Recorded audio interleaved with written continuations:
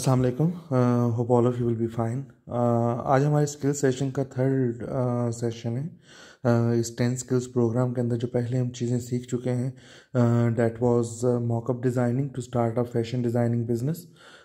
Second number पे जो हमने सीखी वो यूट्यूब बिज़नेस स्टार्ट करने का एक मेथड था, जिसके अंदर आप लोगों ने अपने यूट्यूब चैनल बनाए और बहुत से लोग अभी तक उसको ऑपरेट कर भी रहे हैं इंस्ट्रक्शंस के अकॉर्डिंगली, कि थ्रू आउट द सेमेस्टर चलते रहेंगे। और बहुत से लोगों ने जैसे उसको फर्स्ट वीडियो बना के फॉर्मेलिटी पूरी करके उसको स्टॉप किया हुआ है। Any how that is another matter. आज हम थर्ड स्किल के अंदर स्टेप इन करने लगे हैं और आज की जो थर्ड स्किल होगी that is basically on academic and content writing. So let's start this particular session.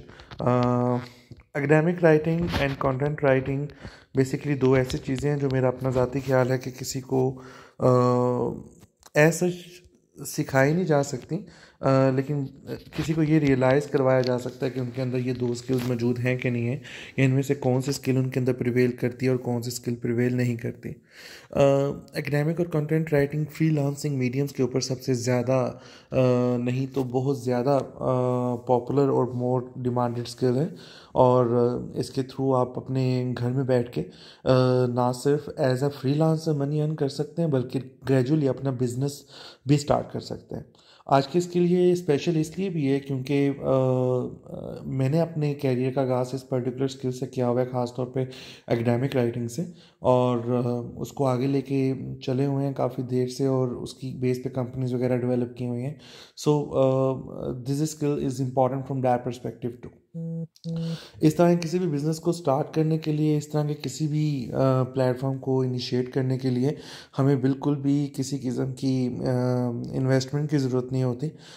हम बगैर किसी इन्वेस्टमेंट के इस तरह के वेंचर को स्टार्ट कर सकते हैं। जो ओनली कैपिटल रिक्वायर्ड होता है हमारे पास वो हमारा इंटेलेक्चुअल कैपिटल है, हमारा क्या नाम है इंटेलेक्चुअल एक्यूमन है, हमारा इंटेलिजेंस कोशेंट है, जो हम इन्वेस्ट करते हैं इस पर्टिकुलर बिजनेस या इस पर्टिकुलर स्किल के ऊपर। सो स्टार्ट करते हैं हम एकेडमिक राइटिंग से, जो हमारे आज के सेशन का फर्स्ट पॉइंट होगा। एकेडमिक राइटिंग होती क्या है? बहुत से इसमें इस तरह के कंटेंट्स आएंगे आज की स्किल के अंदर जो समहाउ एथिकल बाउंड्रीज के दूसरी तरफ या बड़ी सिल्वर लाइन पे एग्जिस्ट कर रहे होंगे, लेकिन आपको तमाम चीज़ें बताना इसलिए ज़रूरी हैं ताकि आप अपने कैरियर के मुतालिक इन्फॉर्म चॉइस या इन्फॉर्म कंसेप्ट के साथ आगे बढ़ सकें। अच्छा, एकेडमिक राइटिंग का दूसरा एक नाम घोस्ट राइटिंग भी है। घोस्ट राइटिंग हम इसे इसलिए कहते हैं कि एकेडमिक राइटिंग या घोस्ट राइटिंग ये होता है कि आप किसी दूसरे के बिहाफ पे उनके एकेडमिक वर्क परफॉर्म करते हैं। एकेडमिक वर्क किस तरह के हो सकते हैं? उनकी असाइनमेंट्स आप बना सकते हैं, उनके बिहाफ पे उनके एसेस लिख सकते हैं, ठीक है, उनके बिहाफ पे उनकी रिपोर्ट्स जनरेट करते हैं, उनके बिहाफ पे उनके डाटा एनालिसिस परफॉर्म करते हैं। थोड़ा सा मज़ीद एडवांस लेवल पे आ जाएं तो आप उनके बिहाफ पे उनके रिसर्च प्रपोजल्स लिखते हैं, आप इवन रिसर्च पेपर्स में असिस्ट करते हैं, आप इवन रिसर्च थीसिस डॉक्यूमेंट करते हैं। तो ये डिफरेंट तरह के कंटेंट्स होते हैं, प्रेजेंटेशंस भी होती हैं, ठीक है। तो ये डिफरेंट तरह के कंटेंट्स होते हैं जो आपने अपने क्लाइंट्स के लिए करते हैं, चूँकि जो अल्टीमेट एंड असेसर होता है, जो ट्यूटर होता है, जो सुपरवाइज़र होता है, उनको नहीं पता होता कि किसने किया है। तो ये घोस्ट राइटिंग के जुमले में आता है। Academic writing is a sort of legal business, not sort of, it is actually a legal business because its companies are registered in many countries of the world. लेकिन हाँ, इसकी ethicality के ऊपर ज़रूर क्वेश्चन मार्क है, whether it is right to do some work on the behalf of someone। लोग किस किस तरह के लॉजिक्स देते हैं, सबसे पहले आपको वो बताए जाते हैं कि लोग इस बिज़नेस को डिफेंड करने के लिए लॉजिक किस तरह के देते हैं। पहला लॉजिक लोग ये देखते हैं कि बेसिकली आप किसी को एक सोल्यूशन सेल करते हैं, ठीक है। वही सोल्यूशन जो डिफरेंट स्टैट्स की गाइड्स के अंदर और जो हम स्टार्ट में मैथ्स की गाइड्स लेते हैं उनके अंदर मौजूद होता है। हम स्टार्ट में जब वो मैट्रिक वगैरह पेपर होते हैं तो गेस्ट पेपर्स और उसमें विद आंसर्स वो मौजूद होते हैं, तो उनमें वो सॉल्यूशंस मौजूद होते हैं। और इवन जो CSS एस्पायरेंट्स होते हैं वो जब डोगर पब्लिशर्स के प्रिपेयर करते हैं तो उसमें भी ऑलरेडी रेडीमेड मटेरियल मौजूद होता है। तो पहले नंबर पे एकेडमिक राइटिंग अपने बिज़नेस को इस तरह से डिफेंस करती हैं कि हम भी सोल्यूशन प्रोवाइड करते हैं, जिस तरह स्टैट्स की गाइड्स, मैथ की गाइड्स, गेस्ट पेपर्स और डोगर ये नोट्स होते हैं वो सोल्यूशन प्रोवाइड करते हैं। कि हम एक टास्क करके प्रोवाइड करते हैं, क्लाइंट ने उस टास्क को खुद प्रिपेयर करना होता है, उसको प्रिपेयर करने के बाद अल्टीमेटली उन्होंने उसकी बेस पे डिफेंड उसको करना होता है, एग्ज़ाम्स देने होते हैं. So what academic writing companies can do, they can do a very small part in assisting a documenting way to their customers, but they can't help someone out completely to you can say pass an entire course, क्योंकि वो physically possible होता नहीं है. So any how, ये पहला argument है जो एथिकलिटी के ऊपर दिया जाता है डिफरेंट एकेडमिक राइटिंग फर्म्स की तरफ से. जो सेकंड आर्गूमेंट दिया जाता है एक लेआउट आर्गूमेंट उसको हम कहते हैं, ठीक है ना.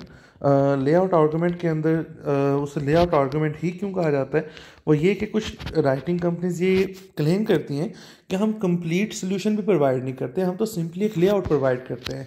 Like we can only provide first draft, ठीक है. जो उसमें चेंजेस करनी होती हैं वो क्लाइंट्स खुद करते हैं, ठीक है. हम साथ में हम जो क्लाइंट है वो फ़िल्टर करते हैं. ऐसे क्लाइंट का सिर्फ काम करते हैं जो कि खुद इनेबल हों लेकिन उनके पास जस्ट टाइम ना हो, ठीक है ना. तो ऐसा हम मेक श्योर करते हैं कि मार्केट में जो बंदा जाए वो कम्प्लीटली इनकैपेबल बंदा ना जाए. ऐसे लोग जाएँ जो हैं तो कैपेबल है लेकिन बिजी होने की वजह से वो अपना कुछ डॉक्यूमेंटेशन वाला टास्क खुद नहीं कर सकें, ठीक है.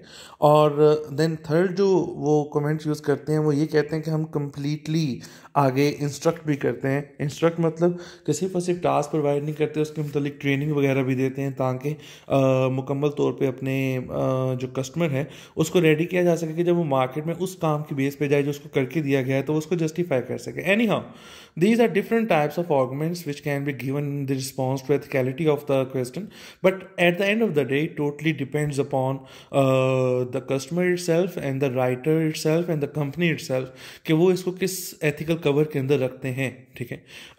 हर गुजरते दिन के साथ एकेडमिक राइटिंग कंपनीज अपने एथिकल कवर के अंदर इजाफा करती जा रही हैं, उनको मज़ीद स्ट्रॉन्ग करती जा रही हैं ताकि उसकी एथिकलिटी भी उतनी ही स्ट्रॉन्ग हो सके जितनी उसकी लीगैलिटी स्ट्रॉन्ग है. एनी हाउ, हम इन चीज़ों को बताने का मकसद सिर्फ ये है कि आपको तमाम की तमाम इन्फॉर्मेशन प्रोवाइड की जा सके. अब हम ये देख चुके हैं कि एकेडमिक राइटिंग के अंदर बेसिकली कंटेंट्स कौन से हैं. लाइक असाइनमेंट्स थी हमारे पास, इसमें डिफरेंट तरह के एसेस हैं, रिपोर्ट्स हैं, एनालिसिस हैं, प्रपोजल्स हैं, पेपर्स हैं, थीसिस हैं.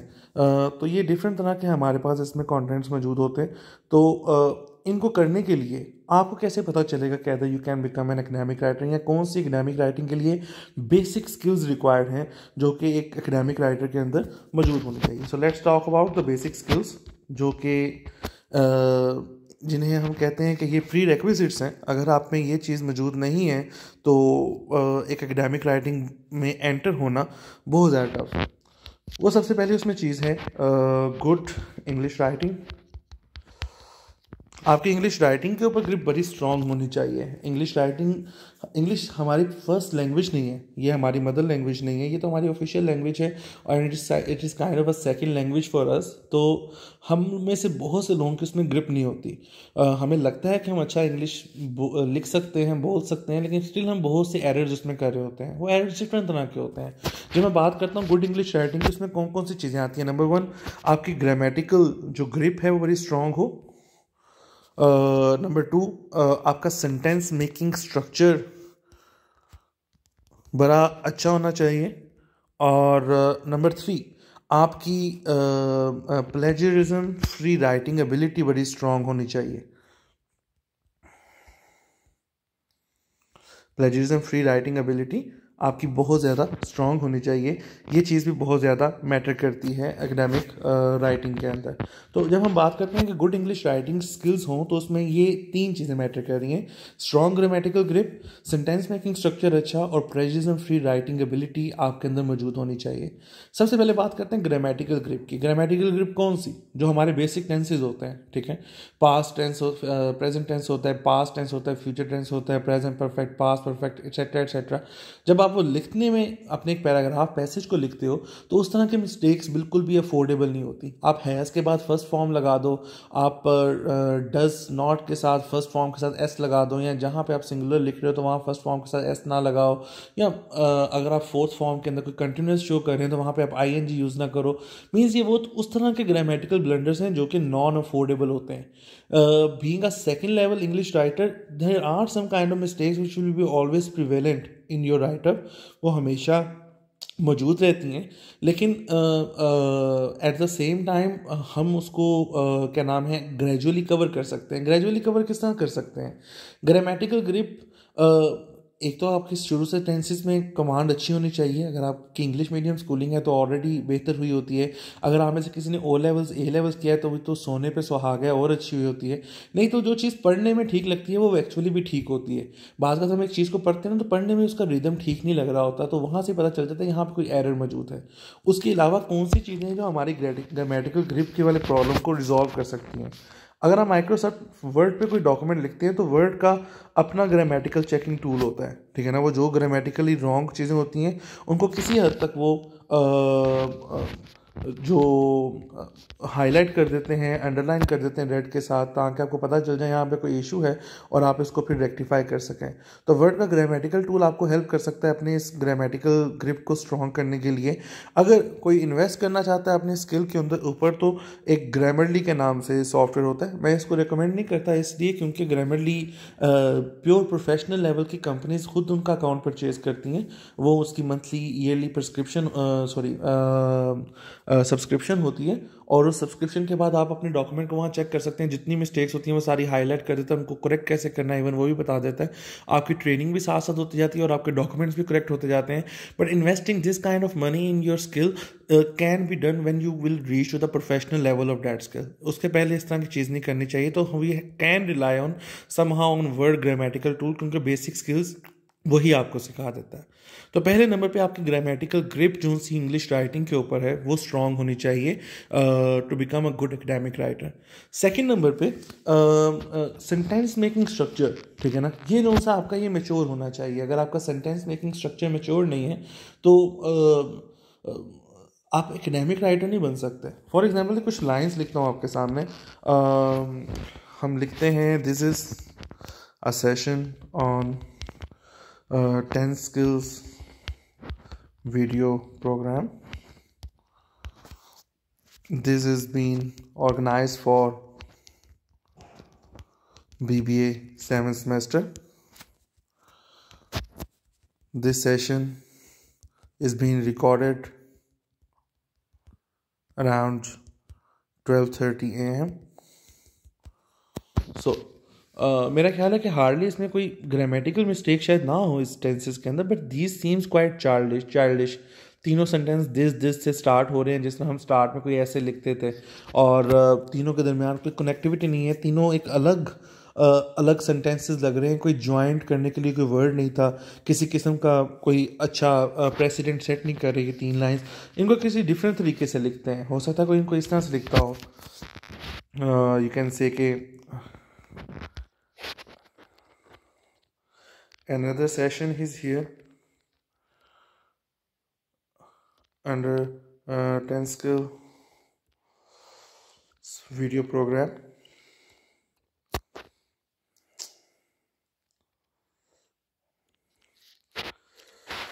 The same session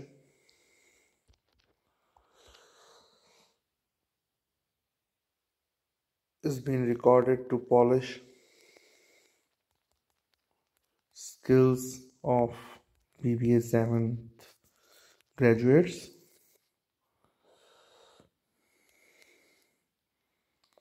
Now we have to cover the last line. This session is being recorded around 10:30 a.m. So what we can do here, amazingly,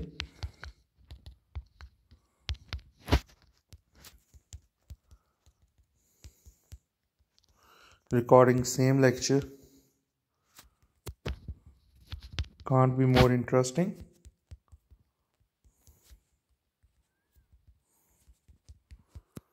Which is almost midnight.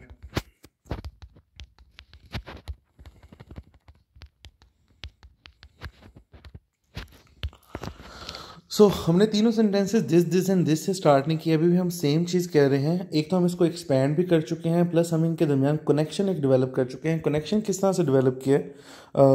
This same session, कौन सा session? जो कि ऊपर जिस session की हम बात कर रहे थे। उसके बाद amazing the time of recording same lecture, ठीक है। कुछ हम कनेक्टिंग वर्ड्स, ये तो मैं जस्ट सिंपलीफाई करके एक एग्जांपल दे रहा हूँ ना, कुछ कनेक्टिंग वर्ड से हम एक सेंटेंस को पिछले सेंटेंस के साथ ज्वाइन कर लेते हैं, ठीक है, और उसी थीम को आगे लेके चल रहे होते हैं। फिर हम कुछ इंटरेस्टिंग उसमें वर्ड्स ऐड करके 12:30 मिडनाइट सॉर्ट ऑफ सेम चीज़ें हैं, लेकिन वो मिडनाइट एक अच्छा टेक्सचर दे रहा है उस पर्टिकुलर टेंस को। तो कहने का मकसद है कि हमारी सेंटेंस मेकिंग जो एबिलिटी है वो मैच्योर होनी चाहिए, और वो अगर मैच्योर होगी तो that can help our academic writing skill. अगर हम sentence making this and it is and it is and it is से करेंगे तो ऐसा काम नहीं चल सकता। तो हमारा सेंटेंस मेकिंग स्ट्रक्चर मैच्योर होना चाहिए। फोर्थ नंबर पे हमारी प्लेजरिज्म फ्री, थर्ड नंबर पे हमारे पास प्लेजरिज्म फ्री राइटिंग एबिलिटी है जो हमारी स्ट्रांग होनी चाहिए। What is plagiarism free writing ability? जब आप एकेडमिक राइटिंग करते हैं तो आपके पास कोई भी टॉपिक है, चाहे वो ऐसे के लिए है, चाहे वो प्रपोजल के लिए है, चाहे वो रिसर्च पेपर के लिए है, कुछ भी है, आप सारी की सारी इन्फॉर्मेशन क्रिएट नहीं करते, ठीक है ना। आप डिफरेंट सोर्सेज से इन्फॉर्मेशन लेते हैं, उनसे इंस्पायर्ड होते हैं। वो सोर्सेज कौन कौन से हो सकते हैं? वो जर्नल आर्टिकल्स हो सकते हैं, रिसर्च पेपर जिनको हम कहते हैं, वेबसाइट्स हो सकती हैं, they can be even books हो सकती हैं, मैगजीन्स हो सकते हैं, सिंपल गूगल पे मौजूद एक इन्फॉर्मेशन किसी लिंक के ऊपर हो सकती है, डिफरेंट तरह के सोर्सेज हो सकते हैं ना। तो आपने अप्रोप्रिएट सोर्सेज से इन्फॉर्मेशन लेनी होती है, देन उस इन्फॉर्मेशन को अपने वर्ड्स में लिखना होता है। जो हम उस इन्फॉर्मेशन को अपने वर्ड्स में लिखते हैं दैट इज कॉल्ड पैराफ्रेजिंग, ठीक है। पैराफ्रेजिंग और रीफ्रेजिंग दो डिफरेंट टर्मिनोलॉजी यूज़ होती हैं। लेट्स से कि अगर मैं सिंपली ये लाइन एक पढ़ता हूँ, this is a session on 10 skill video program, ठीक है, और मैं इसको अपने वर्ड्स में लिखने की कोशिश करता हूँ। फॉर एग्जांपल ये मैंने लाइन पढ़ी थी और मैंने कहा यार मैंने ये नहीं लिखना, मैंने इसको अपने वर्ड में लिखना है, तो how can I write them on my own words? Okay, this is a session on 10 skill video programs, another video has been made on 10 skills video program। सो मैंने एक लाइन पढ़ी और मैंने उसकी बेस पे डिफरेंट लाइन एक लिख ली। अब इस डिफरेंट लाइन का कुछ कंपोनेंट्स तो डेफिनेटली सेम रहे। कौन से कंपोनेंट्स हैं वो? ये 10 स्किल वीडियो प्रोग्राम वाला वर्ड है, ये दोनों में सेम रहा, लेकिन जो स्टार्ट वाला सारा कंटेंट है वो चेंज हो चुका है, वो सेम नहीं है। अब ये होगा कि जब इंटरनेट से कोई सॉफ्टवेयर, जिसको हम टर्निटिन कहते हैं, जो सबसे रिलायबल सॉफ्टवेयर है, जो चेक करता है कि जो चीज़ आपने लिखी है एदर सेम टू सेम चीज़ नेट के किसी और सोर्स पे तो नहीं लिखी हुई, किसी भी और सोर्स पे जो सारे रिकॉर्डेड सोर्सेज हैं, तो अब ये चीज़ पिक नहीं की जा सकेगी, ठीक है ना, क्योंकि आपके वर्ड्स अपने हैं। लेकिन बात का जब हम एक लाइन को पकड़ के एक लाइन लिखते हैं ना, तो वो लाइन के वर्ड्स हमारे माइंड में रह जाते हैं। जैसे ये 10 स्किल्स वीडियो प्रोग्राम का वर्ड है, ठीक है ना, ये मेरे माइंड में इस टाइम बैठा हुआ है, तो मैंने दोबारा रीफ्रेज करते हुए यही वर्ड लिखा है। तो आइडियल वे क्या होता है पैराफ्रेजिंग का, रीफ्रेजिंग का? Ideal way of rephrasing is paraphrasing. क्या आप एक लाइन को पकड़ के एक लाइन मत लिखिए, आप ये 3 की 3 लाइन पढ़िए, इसके थीम को अंडरस्टैंड कीजिए और उसके बाद 3 डिफरेंट लाइंस लिखिए, ठीक है। अगर आपने 3 लाइंस पढ़ के एक मरतबा पढ़ के उनके थीम को अंडरस्टैंड कर लिया है, तो अब आपके माइंड में वर्ड्स नहीं रहेंगे, अब आपके माइंड में सिर्फ और सिर्फ वो थीम रहेगा। और जब आप उस थीम को अंडरस्टैंड करके दोबारा से लिखेंगे तो कोई भी वर्ड हार्डली मैच होगा ऊपर वाली चीज़ के साथ, अदरवाइज बाकी वर्ड्स मैच नहीं होंगे। So this is how we do paraphrasing, कि एक लाइन को पकड़ के उसको अपने वर्ड्स में लिखने की बजाय आप मल्टीपल लाइंस को पढ़ के उनका थीम अंडरस्टैंड करते हैं, और उस थीम को अंडरस्टैंड करने के बाद आप उनको अपने वर्ड्स में लिखते हैं। This is called plagiarism free writing ability. कुछ लोगों के अंदर नहीं होती, वो खुद से ट्राई भी कर लें, मतलब कि वो चाह भी लें कि अच्छा जी हम प्लेजरिज्म फ्री लिखते हैं, ठीक है ना, हम उनको पढ़ के अंडरस्टैंड करके अपने वर्ड्स में लिखने की कोशिश करेंगे, despite of the same reason कि वो फिर वही वर्ड्स यूज़ करना शुरू कर देते हैं। क्यों? क्योंकि वो एक एक लाइन को लेके चल रहे होते हैं। We have to pick couple of lines, 3 to 4 lines, एक छोटा सा पैराग्राफ, उसके थीम को अंडरस्टैंड करके जब हम लिखेंगे, so we can achieve this plagiarism free writing ability too. तो हमें सबसे पहले जो पहली स्किल थी इसके अंदर हमारे पास गुड इंग्लिश राइटिंग के अंदर, तो हमें इन 3 चीज़ों पे काम करना होता है। हमें अपनी ये 3 चीज़ें स्ट्रॉन्ग करनी है अगर हम एकेडमिक राइटिंग के अंदर एंटर होना चाहते हैं। तो ये पहला स्टेप था उसका। जो सेकेंड स्टेप है एकेडमिक राइटिंग के लिए, जो प्री रेक्विजिट्स हैं, वो आपका रिसर्च नॉलेज है। ऑलमोस्ट 70 to 80% टास्क जो 70% टास्क जो से होते हैं वो रिसर्च ओरिएंटेड होते हैं। रिसर्च ओरिएंटेड मतलब जिनमें किसी ना किसी किस्म की रेफरेंसेस, जिनमें किसी ना किसी किस्म की यू कैन से के information from the sources required होती है। ठीक है, उसमें ऐसा नहीं हो सकता कि आप क्या नाम है सारा कुछ खुद से लिख दें। उसमें मेंशन होता है कि आपने ये इन्फॉर्मेशन फलां सोर्सेज या इतने सोर्सेज से लेनी है, एटलीस्ट 10 रेफरेंसेस होने चाहिए, एटलीस्ट 5 रेफरेंसेस होने चाहिए, रिसर्च बेस्ड टास्क होना चाहिए। तो what is research knowledge here? ठीक है ना, रिसर्च नॉलेज में मल्टीपल चीज़ें आती हैं। जिस तरह ऊपर गुड इंग्लिश राइटिंग में मल्टीपल चीज़ें थी, 3 चीज़ें थी हमारे पास, तो रिसर्च नॉलेज में भी मल्टीपल चीज़ें हैं। सबसे पहले इसमें जो सबसे इंपॉर्टेंट चीज़ है वो आपका नॉलेज अबाउट बेसिक रिसर्च है।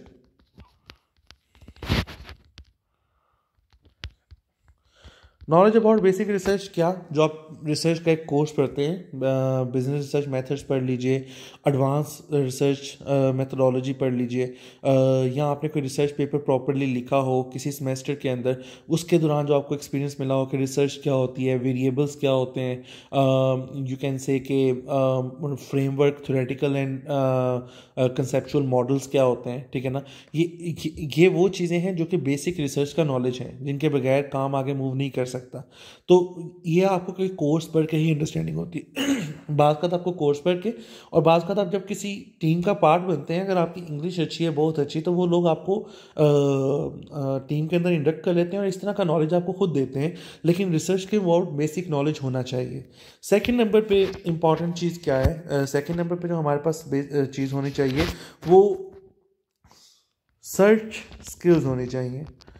सर्च स्किल्स ये हैं कि जो आपको टॉपिक दिया गया है उसके मुतालिक डाटा ढूंढने की अहलियत, ठीक है ना, आपके अंदर मौजूद होनी चाहिए। अगर आपके अंदर वो सर्च स्किल्स या सर्फिंग स्किल्स मौजूद नहीं है तो आप कभी भी एक टॉपिक को मुकम्मल तौर पे कवर नहीं कर सकते। फॉर एन इंस्टेंस, हमारे पास एक टॉपिक है, लेट्स से कि आर्टिफिशियल इंटेलिजेंस है।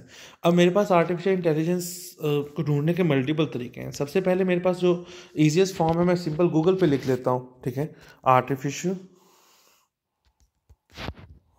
इंटेलिजेंस।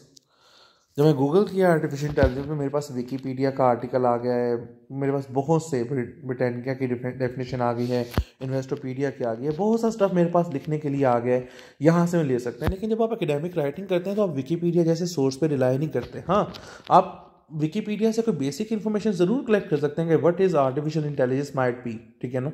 लेकिन जब आपने लिखना है तो आप विकीपीडिया का रेफरेंस नहीं दे सकते। आपको रेफरेंसेस जर्नल आर्टिकल्स के या बड़ी अच्छी वेबसाइट्स के रिक्वायर होते हैं जो कि आपके आर्गूमेंट को स्ट्रेंथन करते हैं। ठीक है ना, तो मेरे पास सेकंड ऑप्शन क्या है? मेरे पास सेकंड ऑप्शन है डिफरेंट जर्नल आर्टिकल्स को ढूंढना है, तो मैं गूगल स्कॉलर एक वेबसाइट है मैं वहाँ पे जाता हूँ और यहाँ पे मैं लिखता हूँ artificial intelligence. Okay, here is artificial intelligence. ये मेरे पास डिफरेंट आर्टिकल्स आ गए हैं या बुक्स आ गई हैं जो कि आर्टिफिशियल इंटेलिजेंस पे लिखी गई हैं। ठीक है, अब ये वेबसाइट्स नहीं है, ये प्रॉपर एक पब्लिश बुक्स हैं, 1985 की, 2013 का, ये 2002 में। अब मुझे ये भी पता है कि जो मेरा क्लाइंट है वो कहता है कि जनाब मुझे लेटेस्ट चीज़ चाहिए, ठीक है ना, और मुझे पुराने आर्टिकल्स वगैरह नहीं चाहिए। तो ये सर्च क्राइटेरिया है। यहाँ पर मैं मेंशन कर सकता हूँ कि मुझे सिर्फ वही दिखाओ आर्टिकल जो कि 2017 के बाद पब्लिश हुए हैं। ठीक है, लेट्स सपोज कि मेरे पास ये तमाम चीज़ें आ गई हैं। यहाँ पे आप कुछ चीज़ें देख रहे होंगे, let me highlight it for you. Springer, online, JCC organization, nature.com, ये पब्लिशर्स हैं। ये पब्लिशर्स हैं और ये जो मैं अब हाईलाइट करने लगा हूँ ये जर्नल्स हैं।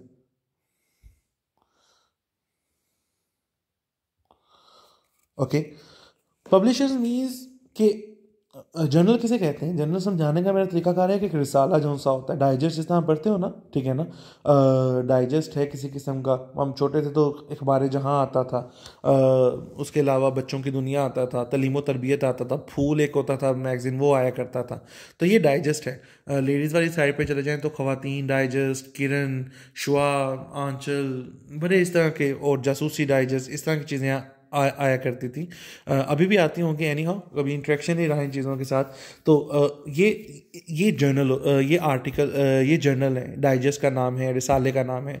हर रिसाले को कोई ना कोई ग्रुप पब्लिश करता है। स्प्रिंगर, ऑनलाइन, JCC, nature.com, ये पब्लिशर्स हैं। ठीक है, कुछ रिलायबल पब्लिशर्स हैं जिनके ऊपर सब लोग at the same time rely करते हैं कि इनका जो स्टफ़ होगा या इनका जो जर्नल आर्टिकल्स या आर्टिकल्स जिनके होंगे वो बहुत ही कमाल के, उनके ऊपर रिलाई किया जा सकता है, उन सोर्सेज के ऊपर ट्रस्ट किया जा सकता है। वो कौन कौन से हो सकते हैं? Let me write them for you.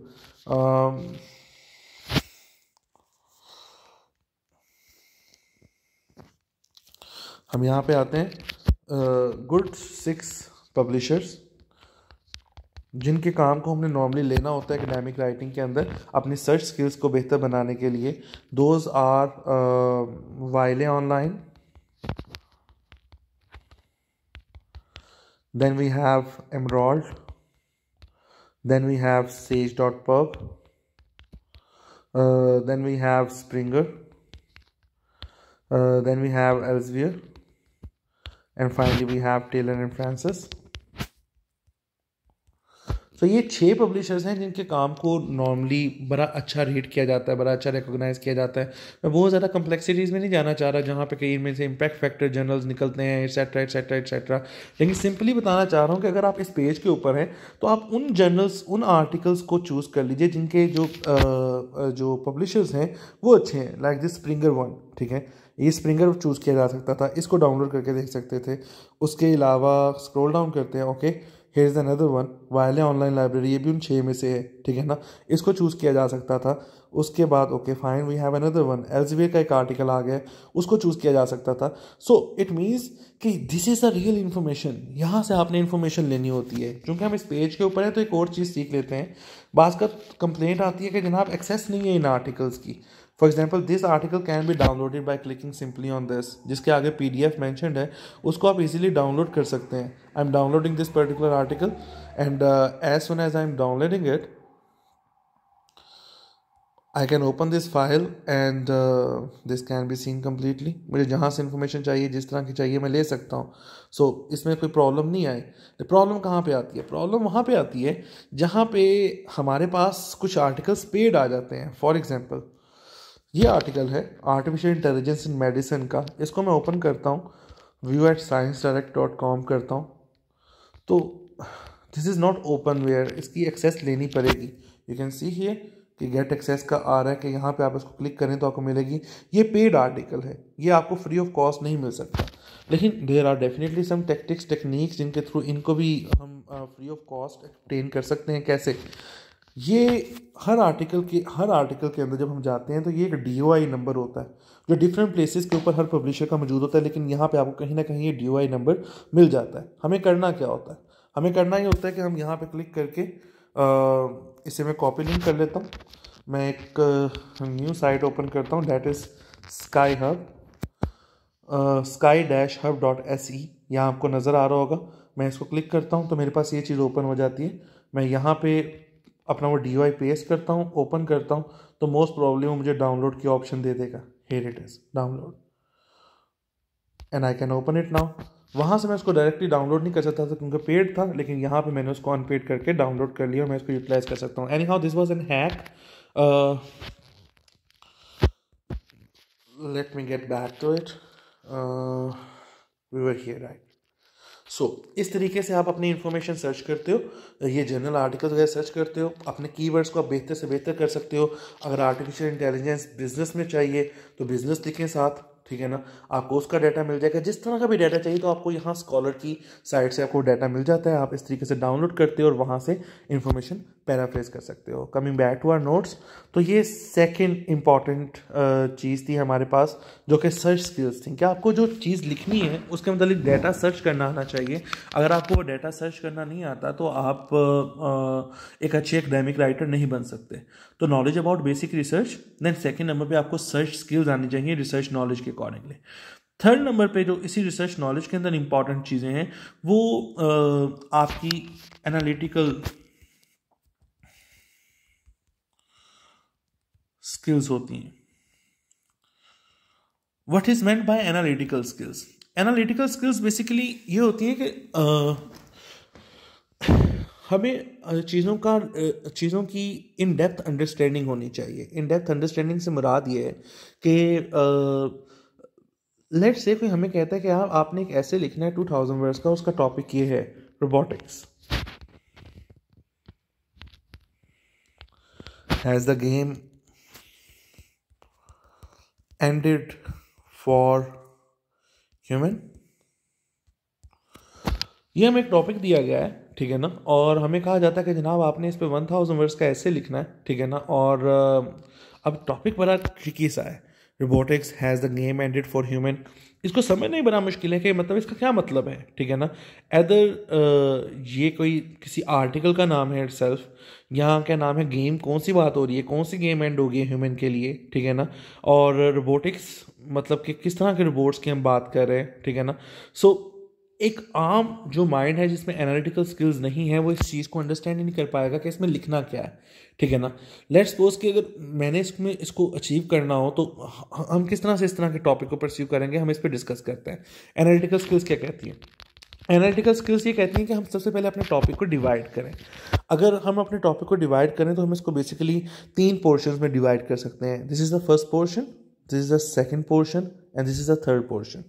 मैंने इनको 3 पोर्शन में डिवाइड कर लिया, ठीक है ना। सबसे पहले मैं रोबोटिक्स का जो मॉडर्न एवोल्यूशन है मैं उसके मुतालिक बताऊंगा, उसके मुतालिक डिटेल में लिखूंगा। उसके बाद मैं लिखूंगा कि किस तरीके से रोबोटिक्स जो सी है वो ह्यूमन के लिए नुकसान का बायस बन रही है, किन किन फेजेस के अंदर, इंडस्ट्री के अंदर, मेडिसिन के अंदर, डिफरेंट क्या नाम है प्लेटफॉर्म्स के ऊपर। फिर आर्टिफिशियल इंटेलिजेंस किस तरह से ह्यूमन की इमोशनल इंटेलिजेंस को टारगेट कर रही है, ठीक है ना। Either robots are completely replacing human. So this is completely analytical based reasoning, जिससे हम एक आउटलाइन डेवलप करते हैं और उस आउटलाइन के बाद हम उस टॉपिक को मुकम्मल तौर पे कवर करने की कोशिश करते हैं। सो ये भी एक प्री रेक्विजिट में शामिल है कि आपके अंदर उस तरह की एनालिटिकल स्किल्स होनी चाहिए जो एक टॉपिक को अंडरस्टैंड करने में और उसको डिफरेंट पार्ट्स में डिवाइड करके समझने में हेल्प कर सके। सो this is the last part of the research knowledge जिसके अंदर आपके पास ये स्किल्स मौजूद होनी चाहिए। इन्हीं के अंदर एक चीज़ इंपॉर्टेंट आती है, that is referencing. Fourth one, referencing means कि ये एक रिसर्च ऑब्लिगेशन है कि आप जहाँ से डाटा लेते हैं उस सोर्स को साइट किया जा सके। जब हम सोर्स को साइट करने की बात करते हैं तो उसमें हम 2 तरह की साइटेशन की बात करते हैं। एक इन टेक्स्ट होती है साइटेशन और एक लास्ट में हमारी बिब्लियोग्राफी बनती है जिसके अंदर हम डिटेल्ड रेफरेंस देते हैं। Let me show you about the same article जो भी हमने डाउनलोड किया था, वहाँ से हमें देखने में मदद मिल सकती है। ओके, आप देख रहे हैं कि यहाँ पे जब कंटेंट लिखा जा रहा है कि ये जो सा स्टाइल है ये नंबर्ड रेफरेंसिंग स्टाइल यूज़ हुआ है। चलिए इसको भी हम देख लेते हैं। 3, 4, 5, this is called numbered referencing या वैनकूवर रेफरेंसिंग इसे कहते हैं। नॉर्मली ज़्यादातर असाइनमेंट्स में, ये टास्क में यूज़ नहीं होती। ये बेसिकली उन्होंने सोर्सेज बताए हुए हैं कि यहाँ से हमने इन्फॉर्मेशन ली है। अब आप कह रहे होंगे 3, 4, 5 क्या है ये सारे, ठीक है ना। Let me go down there. ये है 3, 4, 5। 3 मीन्स कि world economic forum global risk से ये इन्फॉर्मेशन ली गई थी। 4 मीन्स कि इस आर्टिकल से इन्फॉर्मेशन ली गई है एंड 5 मीन्स इस आर्टिकल से इन्फॉर्मेशन ली गई है। Let me open some other paper for you. Okay, ये ओपन करते हैं हम पेपर। अच्छा, लकीली इसमें भी जो रेफरेंसिंग है that is completely other referencing tool है। कुछ और ओपन करते हैं, किसी और तरह का पेपर।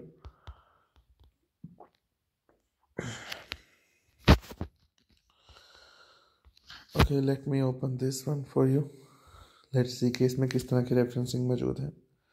जैसा आपको बताना है कि रेफरेंसिंग के डिफरेंट स्टाइल्स होते हैं, जिनमें सबसे ज़्यादा जो पॉपुलर हैं वो APA स्टाइल और हार्वर्ड स्टाइल है।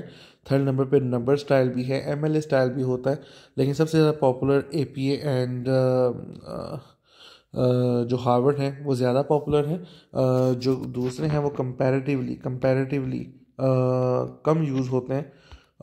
सो मैं चाह रहा हूँ कि आपको APA या हार्वर्ड स्टाइल दिखा दिया जाए कि वो रेफरेंसिंग का स्टाइल किस तरह का होता है। Okay, here we are. शायद ये काम आ सके, ये बिल्कुल आएगा काम। अच्छा, अभी देख रहे हैं यहाँ पे एक लाइन लिखी गई हुई है। Consulting firm McKinsey predicts that investment in technology, including AI and automation, could add 20 million to 50 million jobs globally by 2030.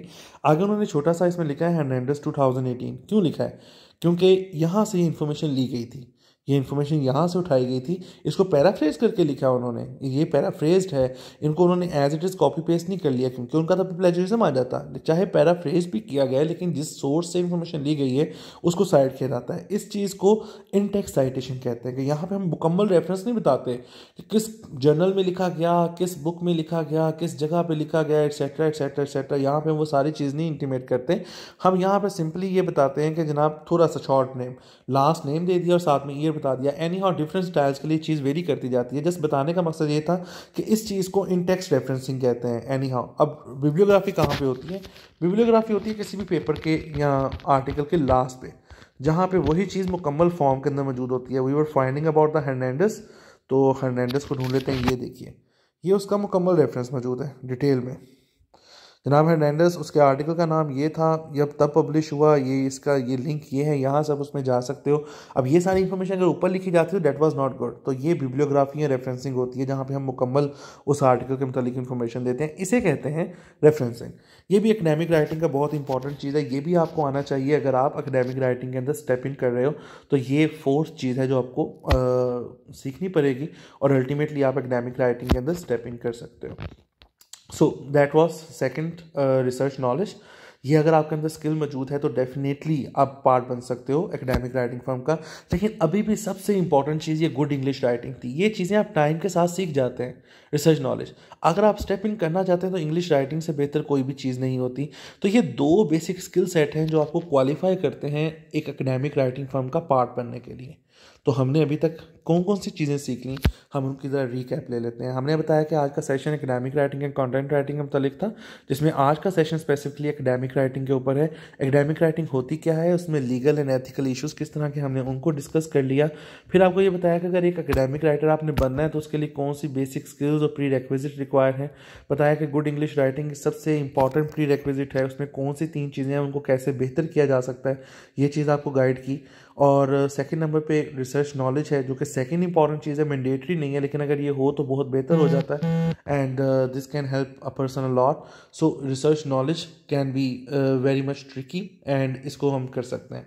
So referencing वगैरह के लिए आप डिफरेंट ट्यूटोरियल भी देख सकते हैं डिफरेंट सॉफ्टवेयर का। सबसे इंपॉर्टेंट एक सॉफ्टवेयर आजकल एंड नोट चलता है, जिसके थ्रू रेफरेंसिंग करना बड़ा आसान हो गया हुआ है। इसके ऊपर भी आपको सेपरेट से ट्यूटोरियल मिल जाएगा, उसका इशू नहीं है। सो ये हमने आपको बता दिया कि स्किल्स कौन सी होनी चाहिए एकेडमिक राइटिंग करने के लिए। लेट्स सपोज क्या आपके पास ये स्किल्स मौजूद हैं, खासतौर पे गुड इंग्लिश राइटिंग की स्किल मौजूद है। अगर नहीं भी है तो आपने क्रिएट करनी है अपने अंदर, आपने क्रिएट कर ली एक मरतबा। अब हमारा अगला क्वेश्चन ये है, how to get task. How to get task for the academic writing, ये सबसे बड़ा क्वेश्चन है जो कि कन्फ्रंट करना पड़ता है डिफरेंट फ्रेश राइटर्स को, कि हमें टास्क मिलेंगे कहाँ से, ठीक है ना। कहाँ से वो टास्क मिल सकते हैं जो कि जिनको हम करेंगे और अल्टीमेटली हम इतना बजट एक्यूमुलेट कर लेंगे कि उसके बाद हम अपना टास्क लेना स्टार्ट कर सकते हैं।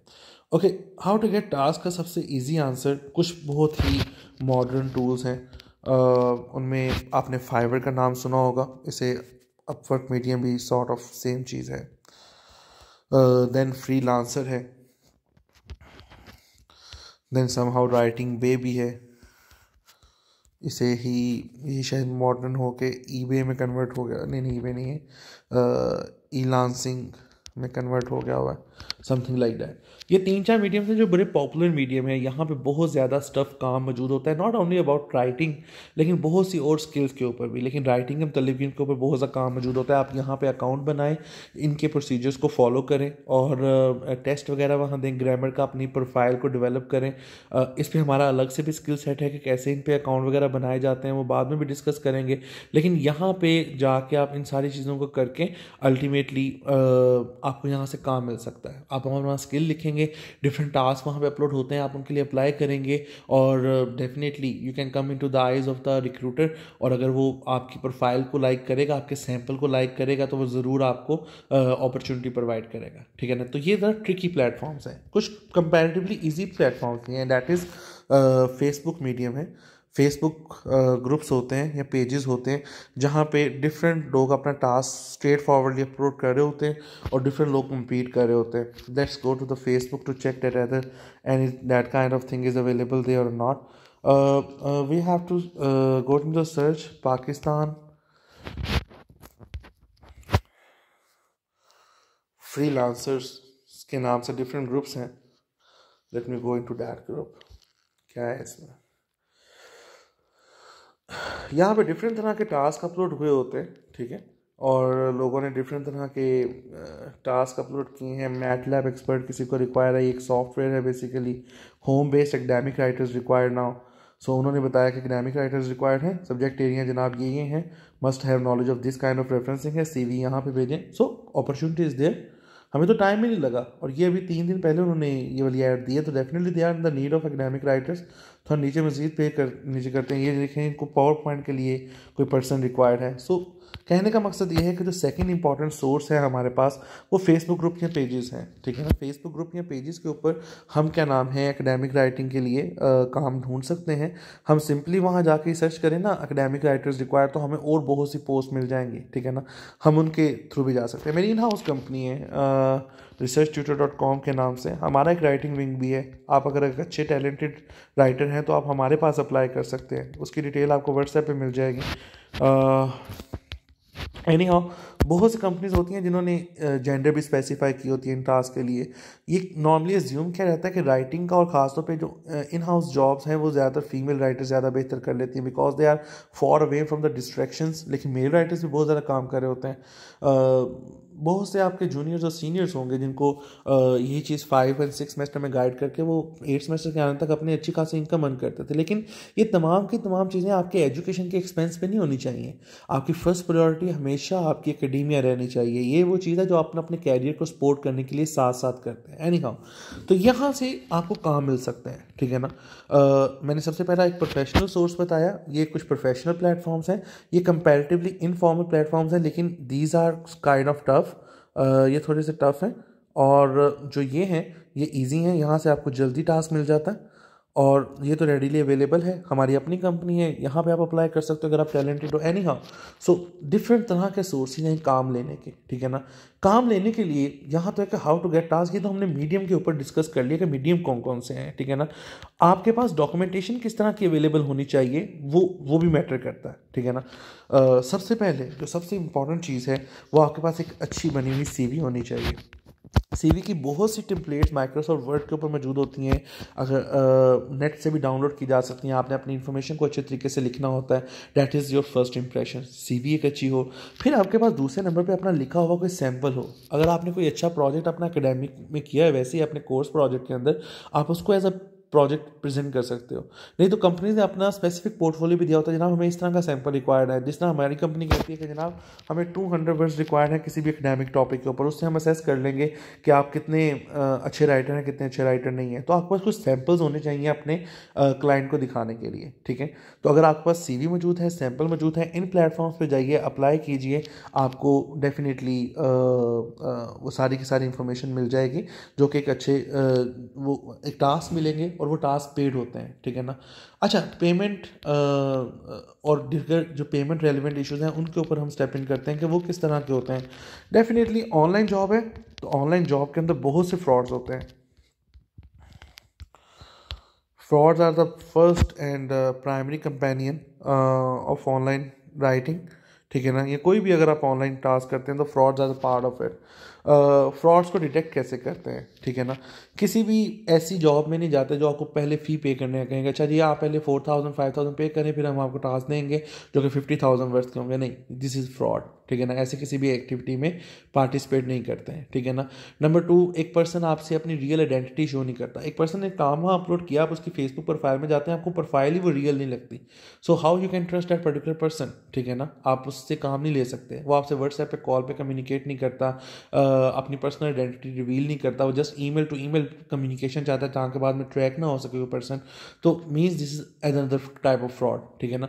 तो ये आपकी कॉमन सेंस है जो आपको मेक श्योर करती है कि ये पर्सन फ्रॉड है कि नहीं, लेकिन बीइंग एन एक्सपीरियंस पर्सन मैं आपको कहूँगा कि let you get self expose in front of these frauds, ठीक है ना। आप एक दो गलत एक्सपीरियंस होंगे तो आपको पता चलेगा कि अच्छा right people, where are the right people, और फिर आप ठीक तरीके से काम ढूंढ सकेंगे। अदरवाइज आप पहले भी कुछ नहीं कर रहे, ठीक है ना। अगर आप करना स्टार्ट करेंगे, हो भी जाता है fraud, even this is not a big deal, कोई डिसअपॉइंटमेंट होने वाली चीज़ नहीं है, ठीक है ना, क्योंकि this is the part of job, ठीक है। कुछ लोग फ्रॉड करेंगे, पैसे नहीं देंगे, then you can find the better people. Once you find the one better source, then you will be easy for your entire career, ठीक है ना। आप बिल्कुल इजी हो जाएंगे इंटायर कैरियर के लिए, और बड़ी ज़बरदस्त तरीके से काम कर रहे होंगे। हमारी कंपनी में कुछ राइटर हैं जो 5-5, 6-6 साल से काम कर रहे हैं और monthly salary of approximately 70,000 to 80,000 rupees. So it means कि ऑनलाइन जॉब्स हैं, फ्रॉड्स आर ऑलवेज देयर, ठीक है ना। पेमेंट्स जो नॉर्मली होती हैं वो आपके बैंक अकाउंट्स के थ्रू होती हैं, ठीक है ना। आपके पास एक बैंक अकाउंट होना चाहिए। पाकिस्तान में काम कर रहे हैं तो डेफिनेटली आपके पास ये जैज़ कैश वगैरह का अकाउंट हो सकता है, इसके अंदर भी लोग नॉर्मली पेमेंट ट्रांसफ़र कर देते हैं। अगर आप किसी फॉरेन क्लाइंट के लिए काम कर रहे हैं तो आप वेस्टर्न यूनियन से पेमेंट मंगवा सकते हैं, आप रिया से पेमेंट मंगवा सकते हैं, and there is many other remittance tools जिनको आप यूज़ कर सकते हैं। वायर ट्रांसफ़र तो होता ही है, ठीक है ना। सो द थिंग इज़ कि ये सारा पेमेंट का क्राइटेरिया होता है। What are the pay rates around here?